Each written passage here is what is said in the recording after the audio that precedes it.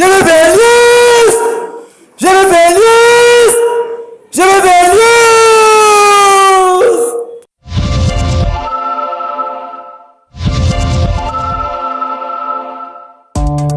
Votre rendez-vous attaché à l'actualité progressive. Les actions se forment et se déforment quotidiennement et nous, on s'y accroche pour vous en faire écho. Nous et vous, un vaste communicant, GBVL News. On fuse vers la linéarité d'un avenir prometteur et radieux. Paradigme d'un feedback de la communication moderne. Pas de retour en arrière. 30 janvier, 31 janvier 2026, deux derniers jours du mois de janvier. On captive le socle de l'information. Les événements paraissent et se mutent dans un sens ou l'autre. GBVL News, bienvenue dans cette nouvelle édition. Médias en ligne, 30 janvier, 31 janvier 2026. Les titres non développés durant la dernière édition et les nouvelles du jour. 10 dossiers au sommaire. Premièrement, situation à pas de tortue. Pour la paix à l'est du pays.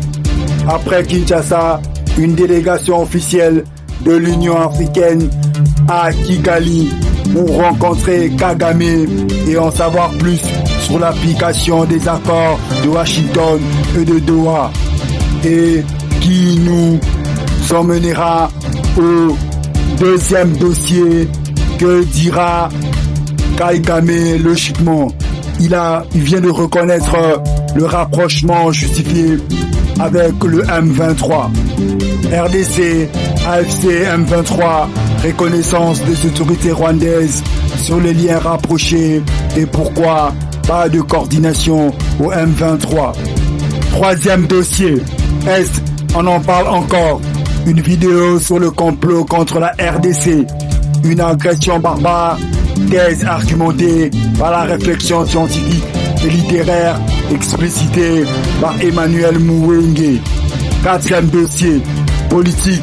Au Congo-Brazzaville, le PCT, Parti congolais pour le travail, revient dans son congrès pour la désignation pour un 6e mandat à la tête du pays. Son candidat naturel, Denis Sassou Nguesso, 43 ans au pouvoir, 83 ans d'âge, une décision qui a fait réagir la classe politique congolaise. Cinquième dossier, revenant à Kinshasa, politique interne, RDC, réaction politique de l'ancienne sénatrice Bijungoya qui dénonce, selon elle, la dictature et la tyrannie du pouvoir après l'arrestation de Nathanaël Okomba. Ce dernier est allé plus loin en affirmant que le Rwanda n'a jamais commis de crimes contre la RDC. Et tous ces crimes du M23 AFC Rwanda dont nous faisons écho sont-ils fantaisistes? Sixième dossier, un dossier politique sensible. Titre de rappel, les propos de nos intervenants dans nos éditions n'engagent qu'eux-mêmes, auteurs de leurs propos, et en rien GBVL ne s'accapare de leur propriété. Toute poursuite contre GBVL sera non fondée. Allons droit au but. Après ce rappel, l'informateur de l'UDPS Mboloko aurait des révélations sur des personnalités, des noms qui seraient visés dans les interpellations imminentes après Chadari et Aubin Minakou. En images, sans commentaire, vous suivrez cela. Septième dossier. En bref, au ministère de l'Industrie, certains agents, fonctionnaires font état de dysfonctionnement de leur secteur. C'est le ministre Kalumba, le ministre intérimaire venant du ministère des petites et moyennes entreprises, venu en compensation du ministère des PME, petites et moyennes industries.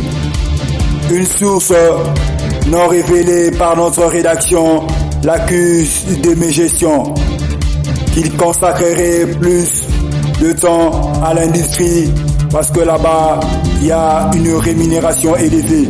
Ils nous disent qu'il est intermédiaire, il ne doit pas se comporter en titulaire effectif, s'appropriant des grandes décisions. 8e dossier, scandale médiatique ou vérité non atténuée. En voulant trop parler, en montrant la posture de celui qui sait tout, on finit par faire une bourde.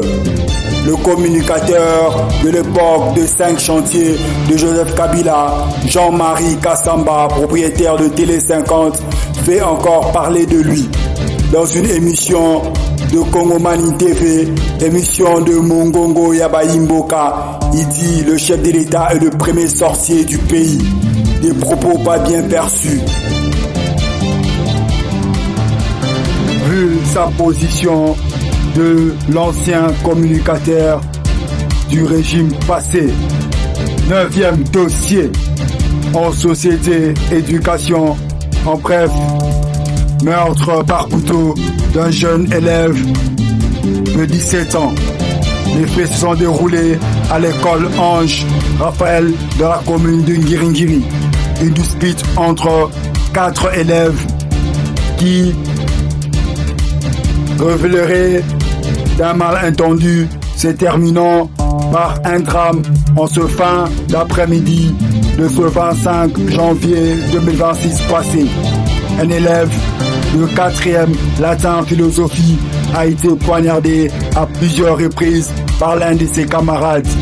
Du côté de la victime, comme des présumés meurtriers, une confidentialité nous a été recommandée afin de laisser poursuivre les enquêtes policières.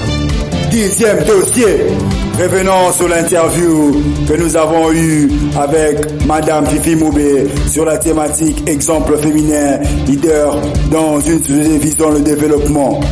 11e dossier, en rapport avec les questions de la société actuelle, Madame Marie-Jeanne, femme au foyer et encadreuse de couple dans une émission télé de la PSTV, production et studio télévision, s'apaisantit sur le thème divorce précoce chez les jeunes, causes et conséquences. Et pour chuter en société, une réflexion de la dernière apparition médiatique de Lance Lonsolo qui, dans sa réponse au Warrior, a encore lui aussi chauffé l'image mauvaise du pays en disant Otika Lamboka Nabino Yabamoutéage. Et puisqu'on parle embouteillage qui va avec insalubrité à Kinshasa, durant la dernière pluie, des bouteilles plastiques qui se déplaçaient en amas par la direction des eaux, mauvaise canalisation. Vous verrez en image à Kinshasa, à chaque fois que la pluie tombe, c'est un calvaire que nous vivons tous les jours. JBFL News Images. En sport national, nous parlerons premièrement de la démission de Lamine Ndiaye, le franco-sénégalais, comme entraîneur du TP Mazembe, après des échanges qui n'ont rien donné avec le président du club, Moïse Katumbi. Et enfin, football hors de nos frontières, les sanctions de la CAF viennent de tomber pour les deux équipes de la finale Maroc 2025, remportée par le Sénégal face à l'équipe organisateur de l'événement. Le Sénégal doit payer plus de 600 000 €, près de 300 000 € pour le Maroc et suspension de 5 matchs pour Pape Diaw. Sélection de GBVL, commentaire RFI.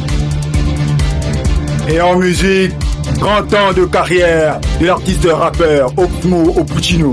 GBVL a voulu rendre honneur à travers ce grand rendez-vous scénique à la Alvidas Arena, le génie compositeur de cet artiste ingénieux qui brille dans ses textes authentiques et ses apparitions dans son élégance, a rythmé la musique classique dans toutes ses variétés, un accompagnement de GBVL et Claudicia. Ensuite, nous écouterons Gims qui rend hommage à Papa Wemba, le grand fondeur de France. Je veux Vénus! Je veux Vénus! Je veux Vénus!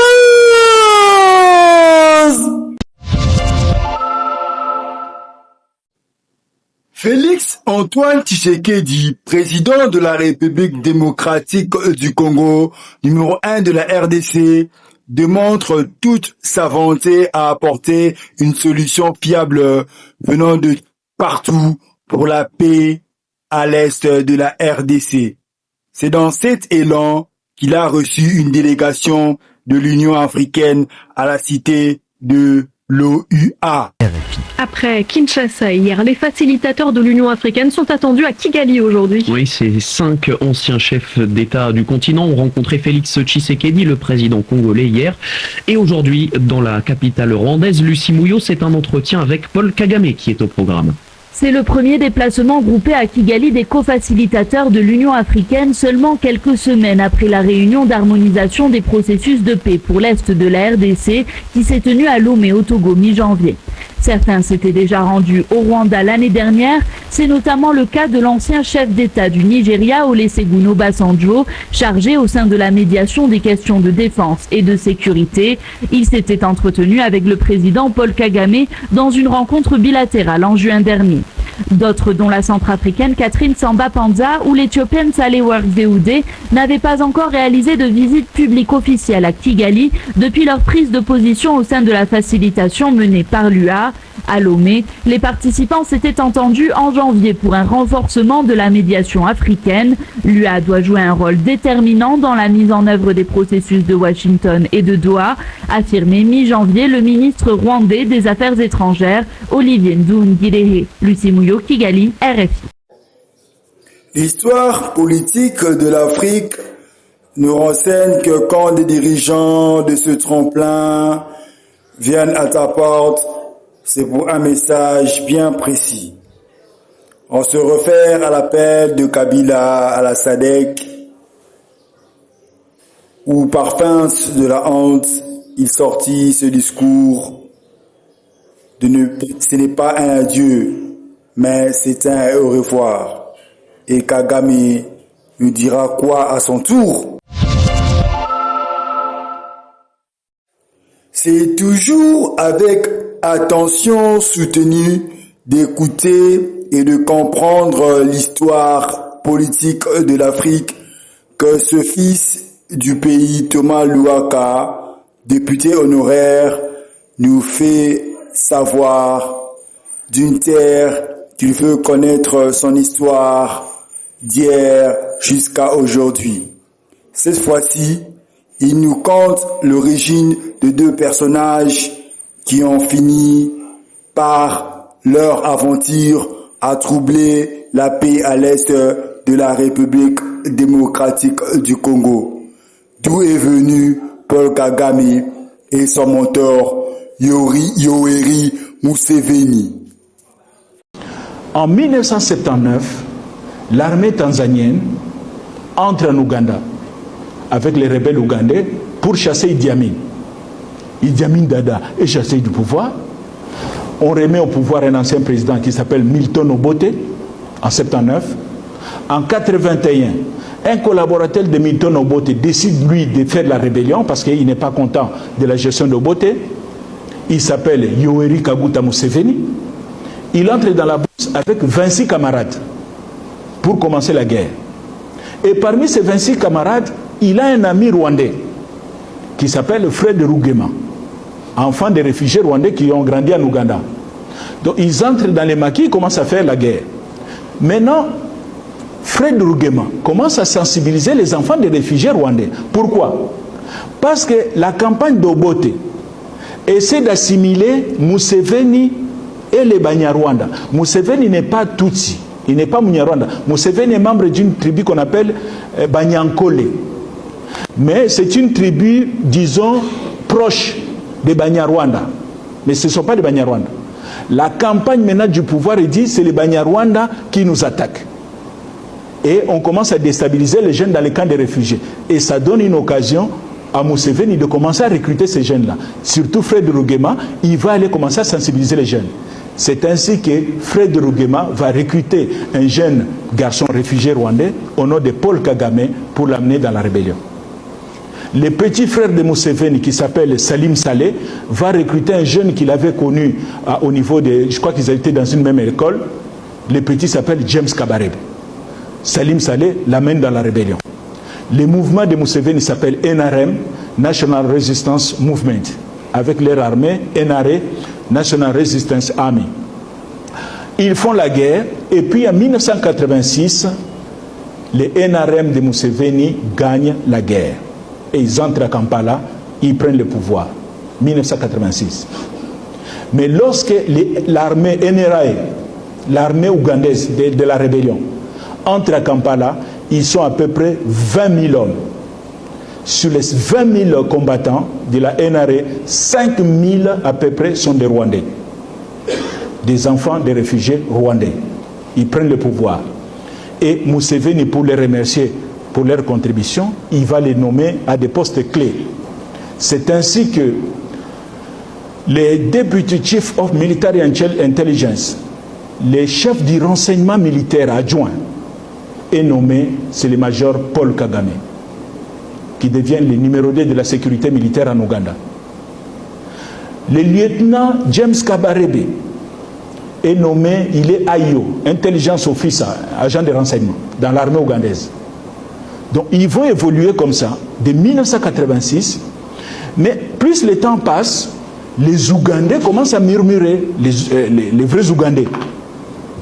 Ils disent, mais comment on peut accepter quand même dans notre pays, tout le monde sait que ces gens-là, c'est des Rwandais, ils ont des positions claires. Donc il y a une tension qui commence à monter au sein de l'opinion ougandaise.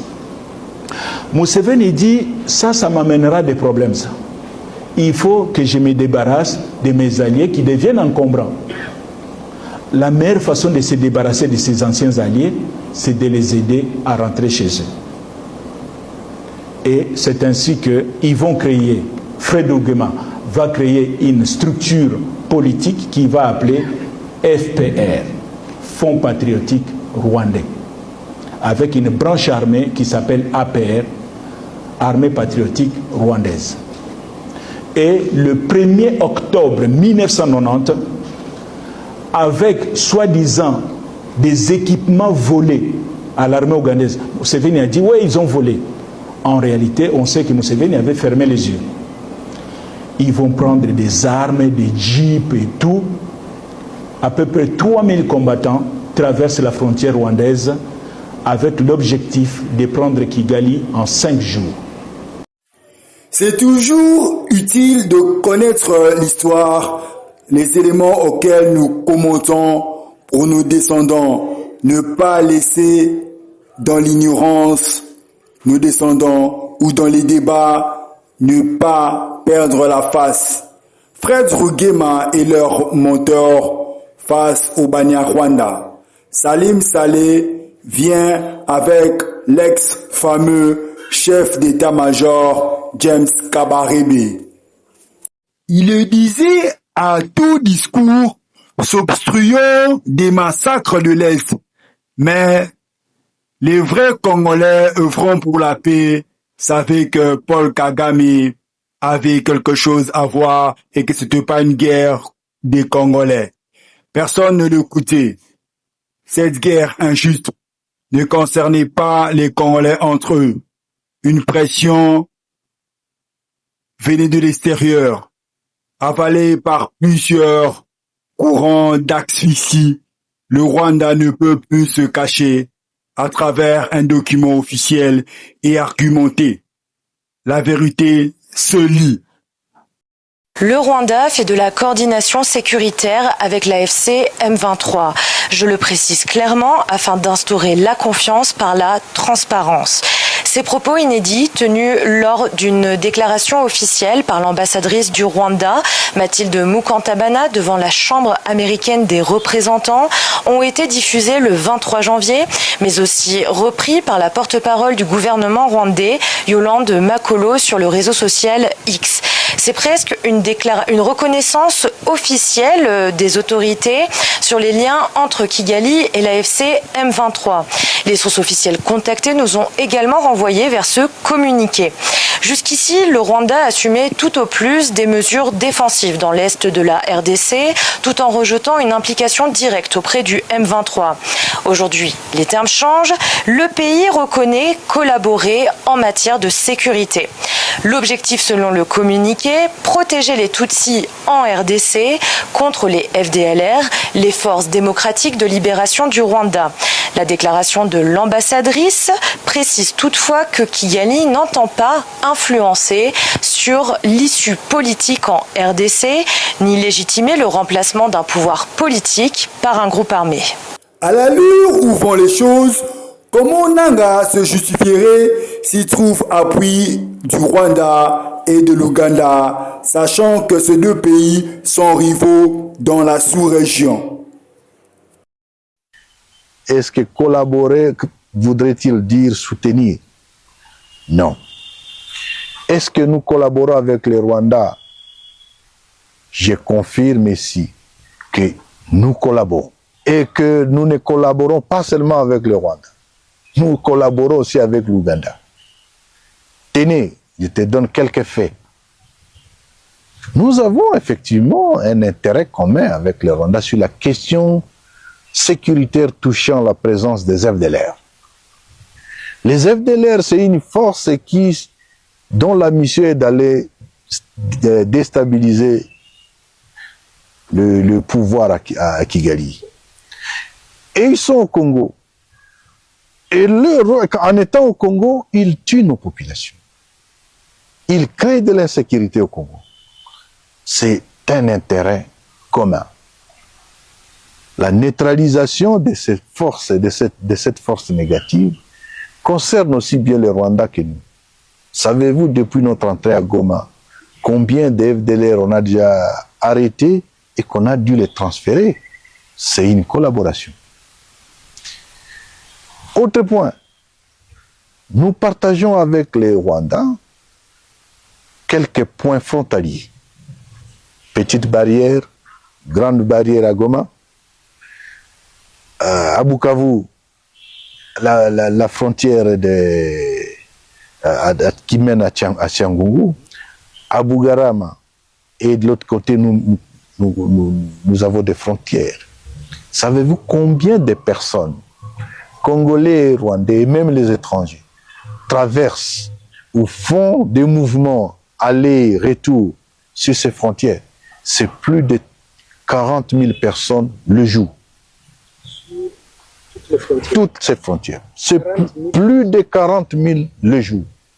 Ça veut dire quoi? Dans chaque point frontalier, vous avez les agents d'immigration au Rwanda et les nôtres. Nous collaborons. Ce n'est pas qu'avec les Rwandais. Nous montons un peu plus au nord, à Bunagana, à Ishasha. Ce sont des points frontaliers cette fois-là avec l'Ouganda.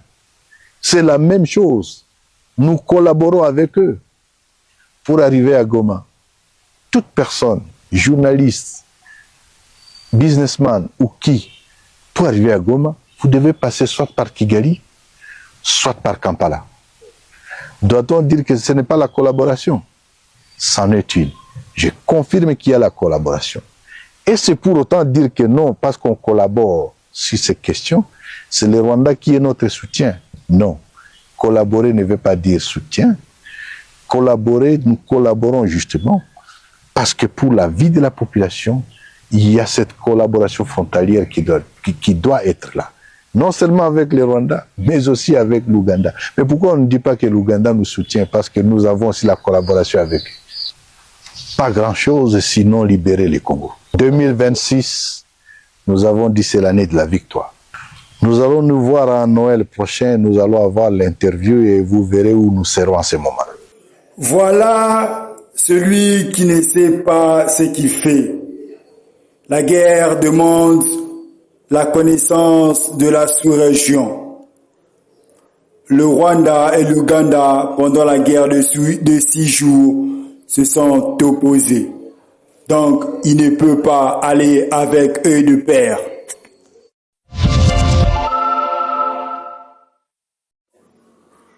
Tout jeune aspire à se marier, à fonder un foyer. Tous en sommet dans notre 31, le jour du mariage d'un ami, frère, cousin, collègue, pour honorer la manifestation. Mais des fois, malheureusement, ces unions n'ont pas tous long feu.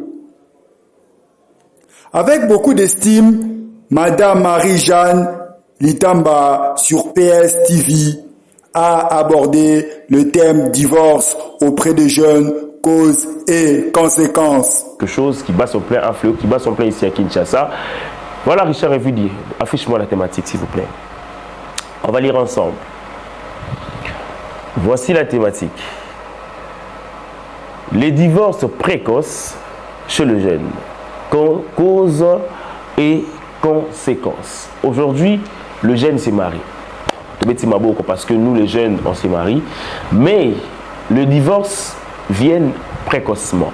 Mais on se pose la question, aujourd'hui, on n'a pas dit que tous les jeunes vont divorcer, mais la majorité, une grande partie, parce que c'est bien un fléau, de jeunes qui se marient tôt et finissent également par se divorcer précocement. Mais on se pose la question de savoir qu'est-ce qui est à la base, la cause de ce quoi, et quelles sont les conséquences de cela avant d'arriver, n'est-ce pas, au remède ou encore la solution pour que cela ne revienne plus. Alors, il a fallu inviter une conseillère conjugale bien qualifiée. Il s'agit bien de Maman Litamba, comme je l'ai présenté. Je la présente maintenant, vous à la tentative Boyoka. On dit elle s'appelle Maman Litamba MJ pour certaines personnes. Elle a 40 ans, mesdames et messieurs. Elle n'a pas divorcé. Elle a 40 ans de mariage avec son homme. Elle a également en fait, le couple par rapport, il y a un papa, ma fille là-bas, on le dit, par exemple, 13 couples. 13 couples déjà, au on va parler là. Et puis, elle est médecin de profession, connu sous le nom de Docteur Bokoko. Voilà, des couples et membres de la famille chrétienne, parce que je parle de lui et papa.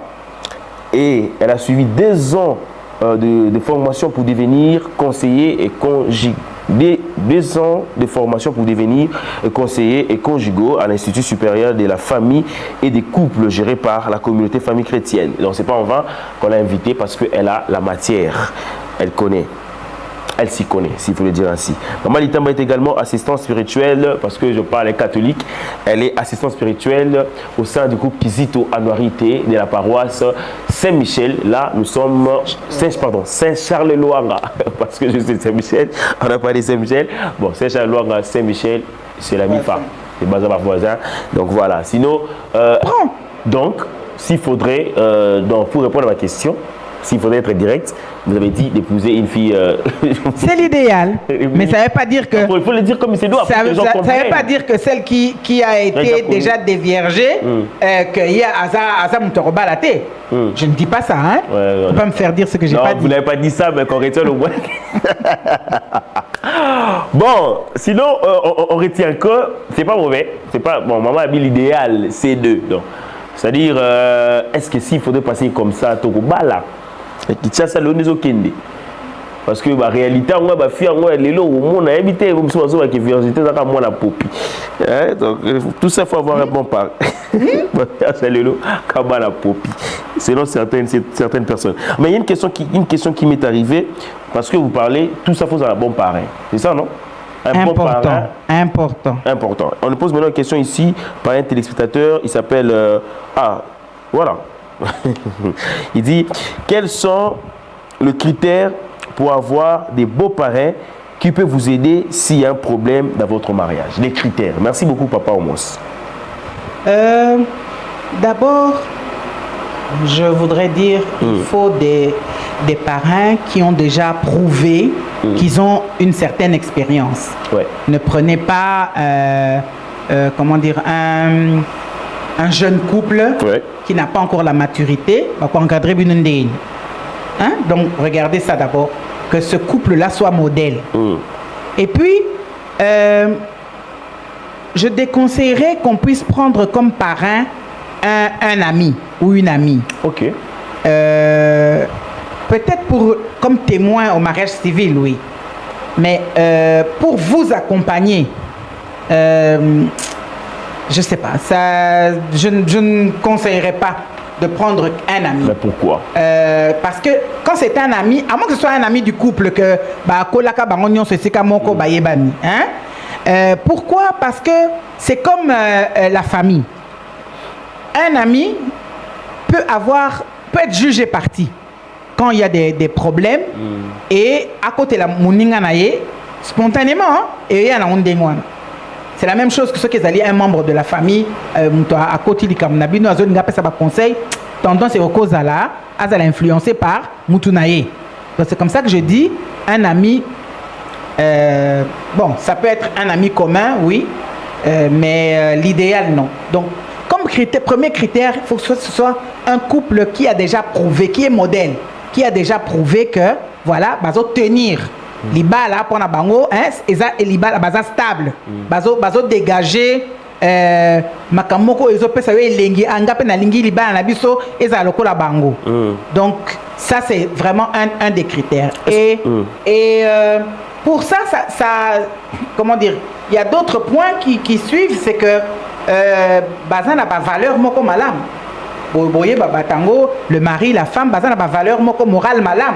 Que non, vous pourrez vous appuyer dessus. Na ba conseil on peut sabino.